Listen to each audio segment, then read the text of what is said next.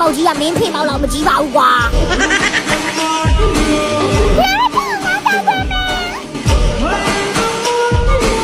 အိမ်မက်ထဲမှာကြိုက်မှန်းထူစမ်းမင်းတို့ရှင်ဝင်နေ